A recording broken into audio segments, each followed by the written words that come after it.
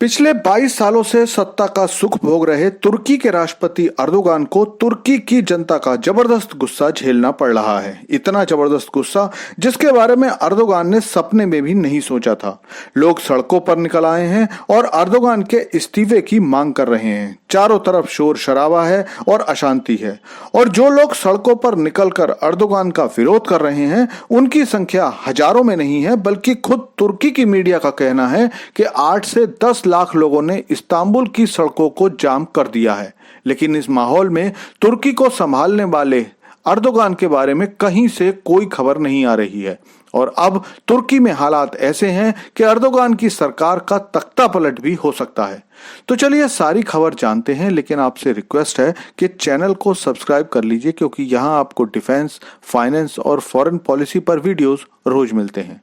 तो दोस्तों, 22 साल से बिना किसी बड़े विरोध के सत्ता के संभालते संभालते राष्ट्रपति अर्दोगान को शायद ये यकीन भी नहीं रहा होगा कि जिस कट्टरवाद की घुट्टी पिलाकर उन्होंने तुर्की की जनता को बेवकूफ बनाया, वही जनता अब उनसे उनके इस्तीफे के लिए लाखों की संख्या में सड़कों पर उतर आई है। ये वीडियो इस्तांबुल की सड़कों की हालत बता रही है, जहां पर पुलिस शांतिपूर्ण प्रदर्शन कर रहे लोगों पर हिंसा का प्रयोग कर रही है।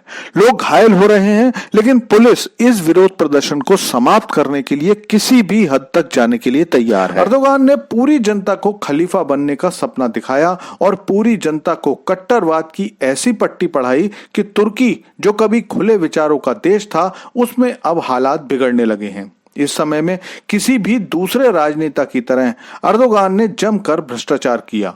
उनके दामाद के नाम कम से कम 100 कंपनियां हैं जो तुर्की के ज्यादातर कामों को संभालती हैं, लेकिन शायद जनता इसे भी नजरअंदाज कर देती। लेकिन अर्दोगान के शासनकाल में जिस तरह से तुर्की की अर्थव्यवस्था बर्बादी के कगार पर पहुंच गई है, उसने लोगों को अर्दोगान के खिलाफ कर दिया। क्योंकि जिस समय लोग तुर्की के खलीफा बनने के सपने देख रहे थे, तुर्की की अर्थव्यवस्था बर्बाद हो रही थी, काम धंधे बंद हो रहे थे, लोग बेरोजगार हो रहे थे।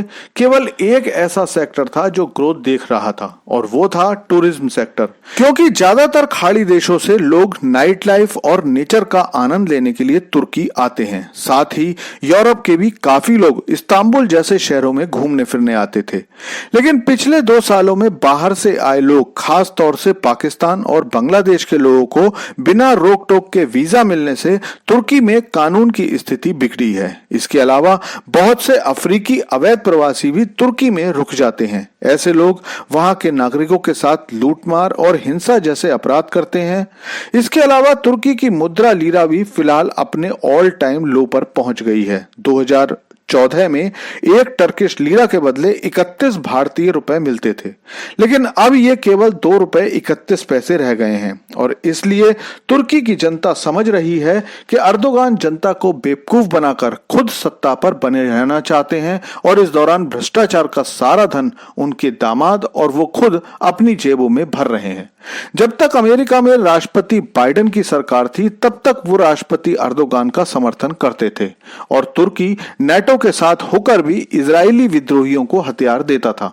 लेकिन सरकार बदलने के बाद अर्दोगान को मिलने वाली मोरल सपोर्ट अब मिलना बंद हो चुकी है। ट्रंप सरकार में इंटेलिजेंस चीफ तुलसी गबार्ड ने साफ कहा है कि अर्दोगान अमेरिका के दोस्त नहीं है, और इसलिए पिछले 1 महीने में अर्दोगान की सत्ता हिली हुई है।